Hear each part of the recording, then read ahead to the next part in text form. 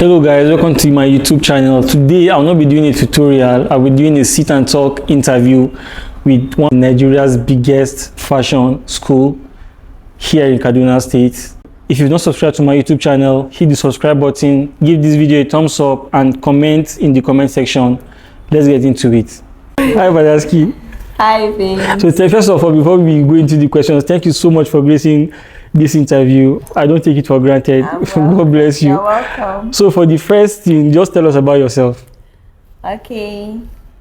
I'm Grace Barnabas, the creative director of BADASKY Fashion House and BADASKY Fashion Academy.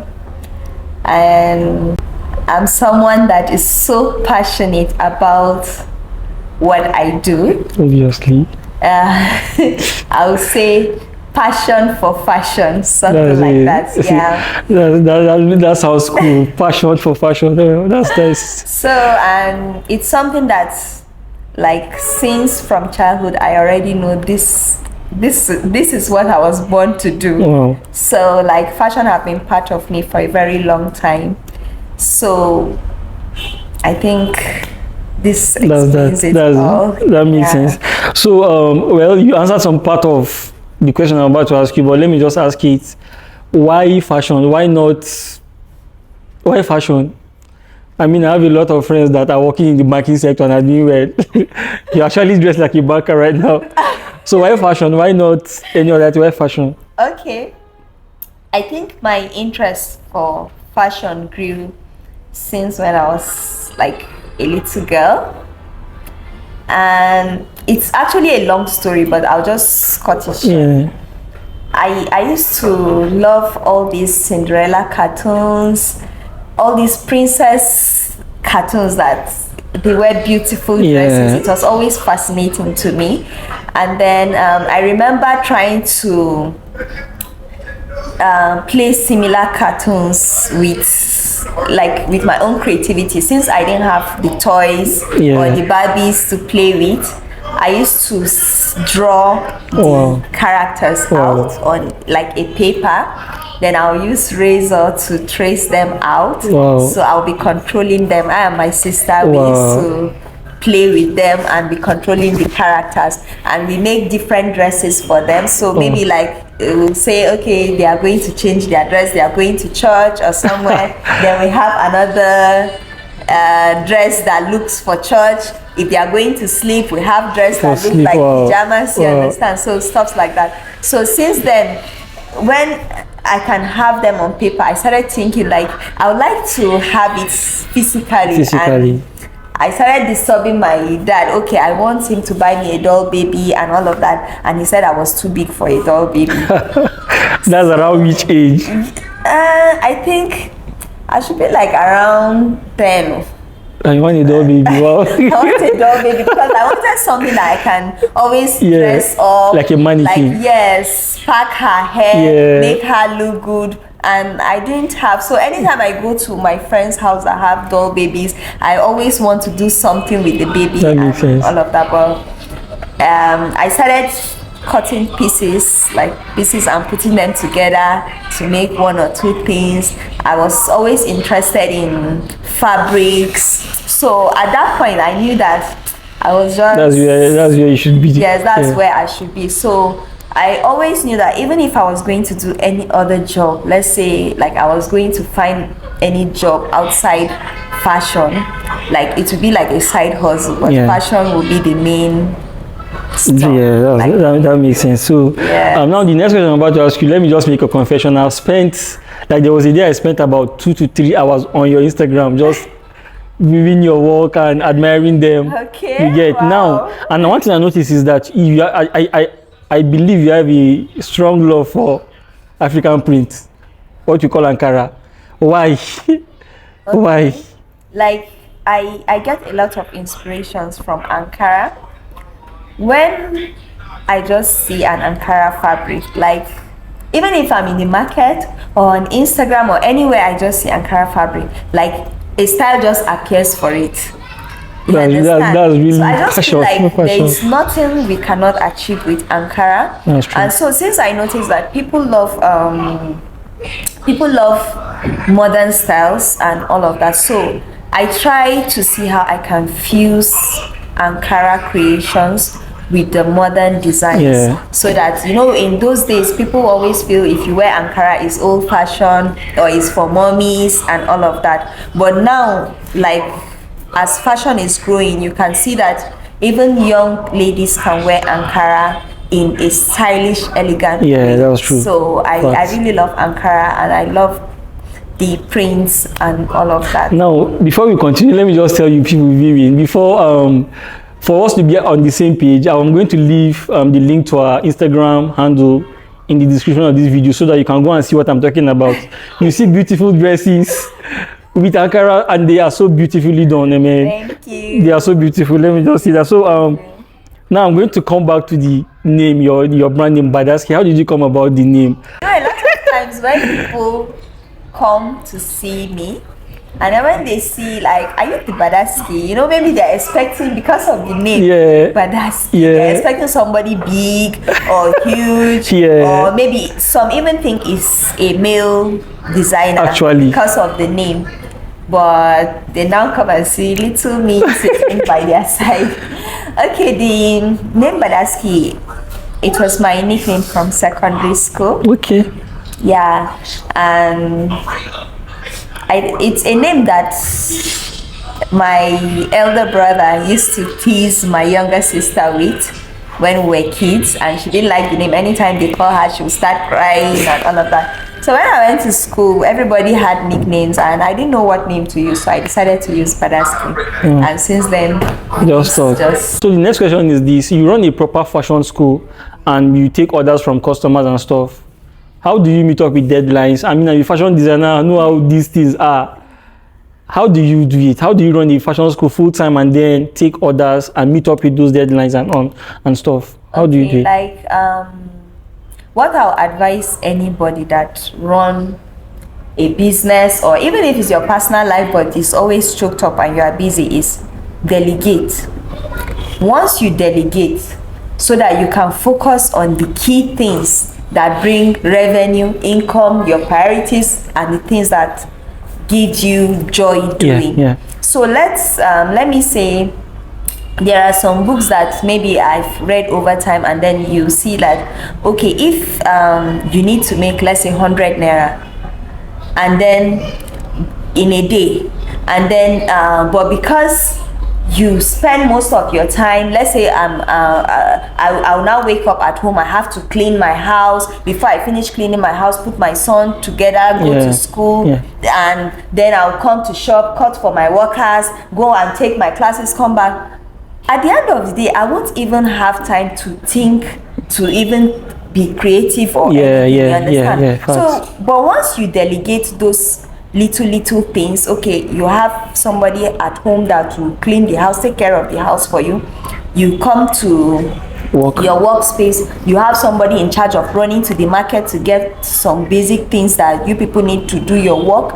You have another person in charge of communicating, okay, if you have a photo shoot or something. Like, once you delegate, you'll be able to be focused, and then you'll be able to achieve the set goals for that day. But one person, or if you are not delegating, you want to do everything, you break down, and you will not be able to meet up with your target.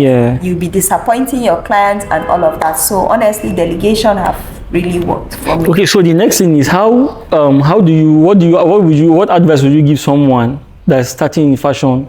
In the fashion industry, how can somebody start from scratch and attain growth and stay relevant? I mean, I've been hearing Badaski for like a very long time. You know how it is. It's like you go up, for most people, they will go up and then they'll start coming down, but you've gone up and you are still going up. How can somebody start and keep going higher like you are? Okay, consistency, patience, passion, hard work, commitment. Like, we can go on and on. But you shouldn't put it that you want to make quick, you want to grow quick. Like, I used to encourage my students. Sometimes you have students, you are teaching them something at their level to pick up, and they are going through Instagram and looking at people that are already far ahead, and they'll be like, this how I wish, ma, when are we going to learn this? Can we do this? Show me how to. Like, basically, those people too, it took them years to be where they are.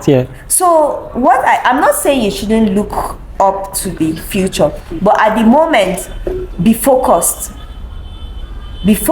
at your goals.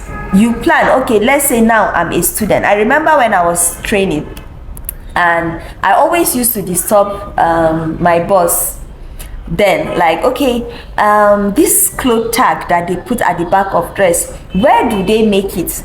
How do I go about it? And he'll tell me, just learn the skills first.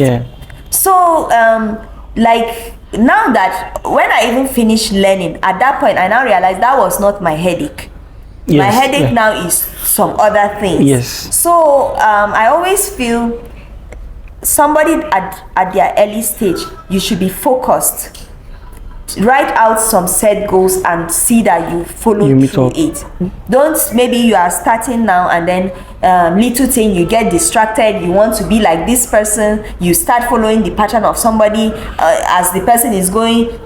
There are different routes to success.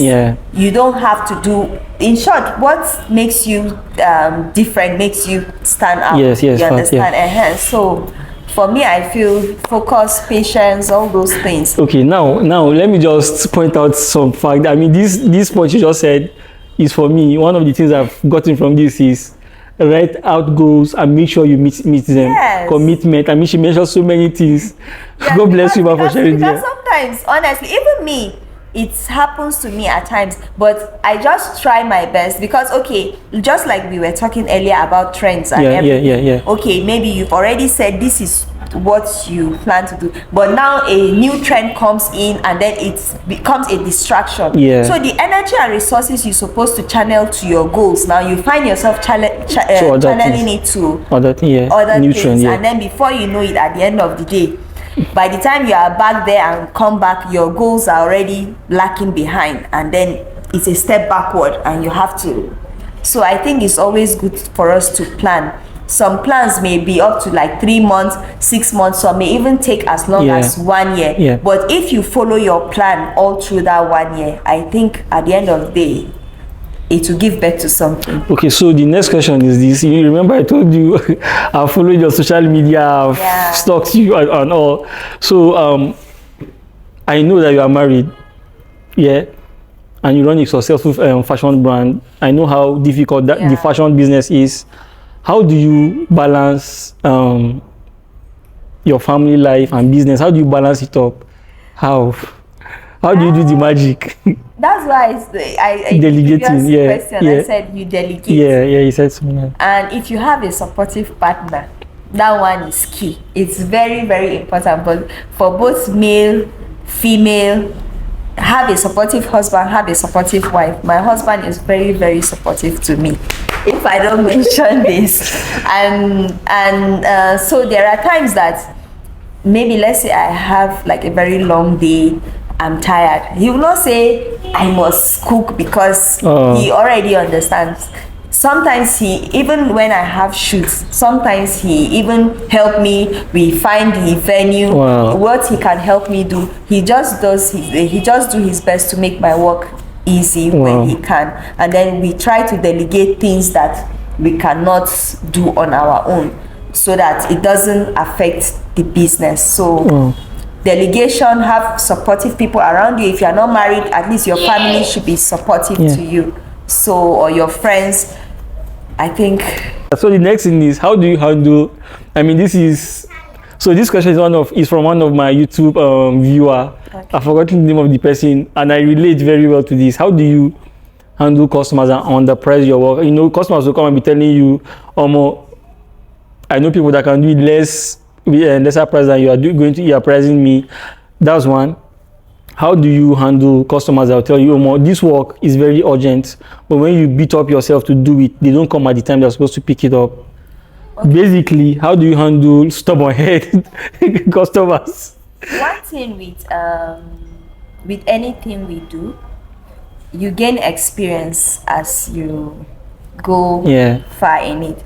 So let me say in my early days, it used to really be challenging, and sometimes you'll be like, okay, let me just squeeze and do this work. And then even at the end of the day, the person may not appreciate it, or people that, but as you grow, you begin to set your own rules.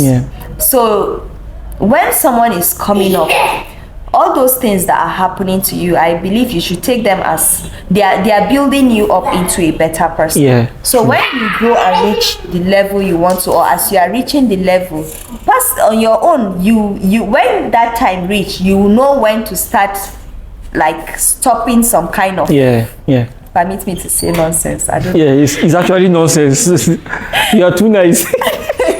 It's actually nonsense. Okay. So like for me now, if like if we're having a conversation with a client and then the person starts saying it's too expensive, I will tell you the value of what I'm going to give you and all the effort and everything, the quality.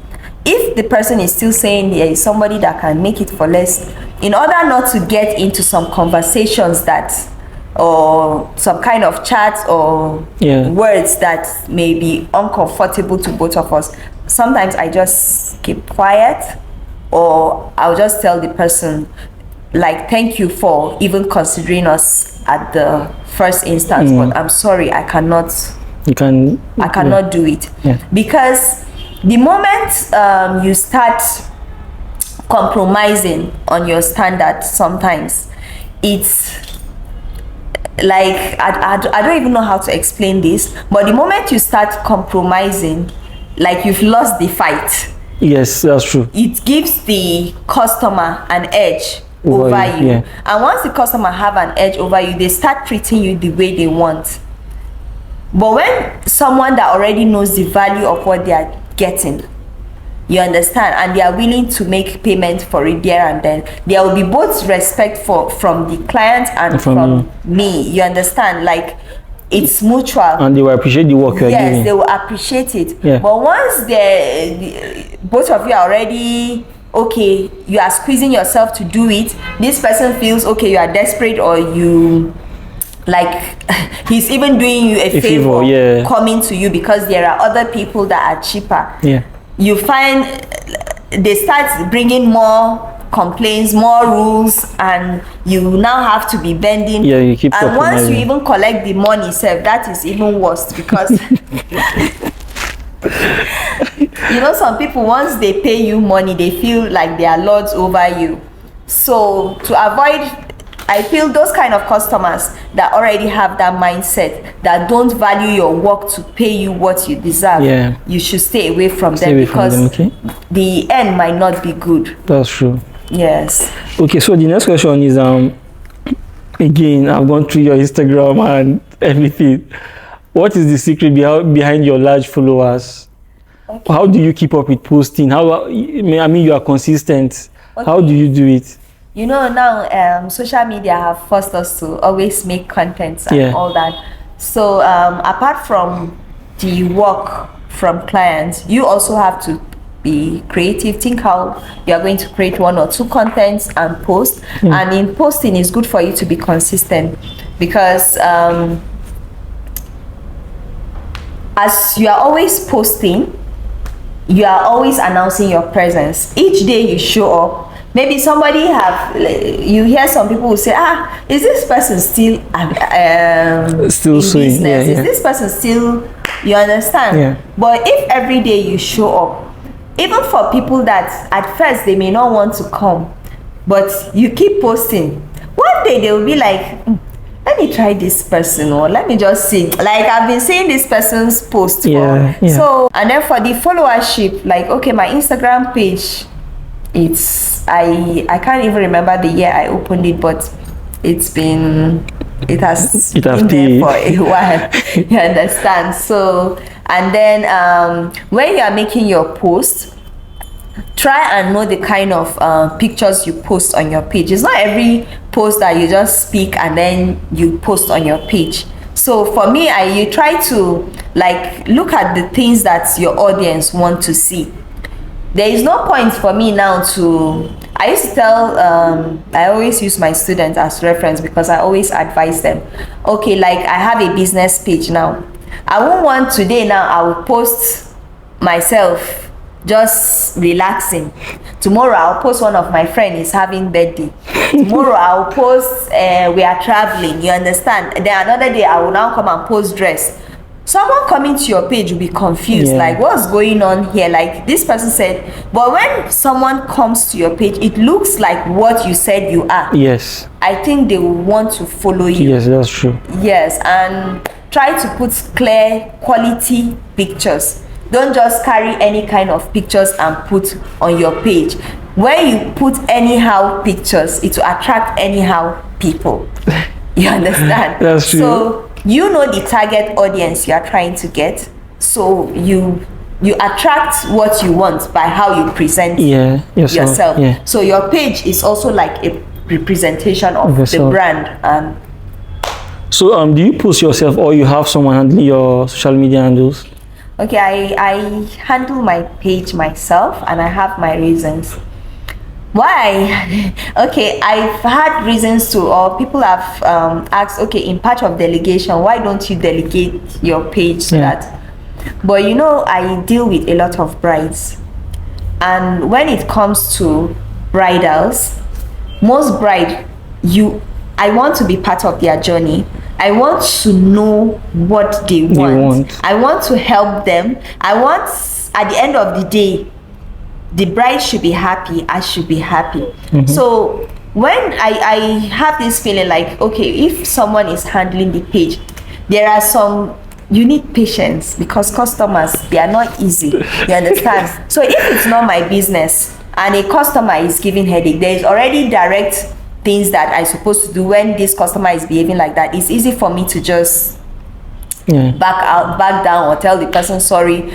Anything that, if it's not your business, I feel the person may not really be able to get into my brides or into my customers the way you can. And I love talking to my brides personally. If it's something that I don't like doing at all, I think maybe I would have delegated that one. But since personally I love to hear them talk to me, like I want to know what they want, I want to imagine how they want to look, so that I can create my styles to look like what they want. Yeah, that's true. So thank you so much for that. So finally, this is the last question. Do you have plans of retiring? Plans of retiring? Because the kind of passion you have for fashion, do you have plans at all for retiring? For now, I don't have plans, but I'm sure plans will come later. Yeah. Okay, so thank you so much, Badaski. Thank you for your time. Thank you for honoring my invitation. Thank you. You know, when I messaged her, the way she was so easygoing, I was surprised. Like, is this the Badaski? Honestly, I really appreciate you. Thank you so much. I don't have anything to say. So, finally, do you have anything to tell? Anything at all? To tell who? You said? To tell who? The people watching, the viewers. Okay. Thank you for having me today. And if you are a fashion designer watching and you are aspiring to grow, remember, be focused, be patient, be diligent. They say don't eat your success with your mouth today. Allow it to grow.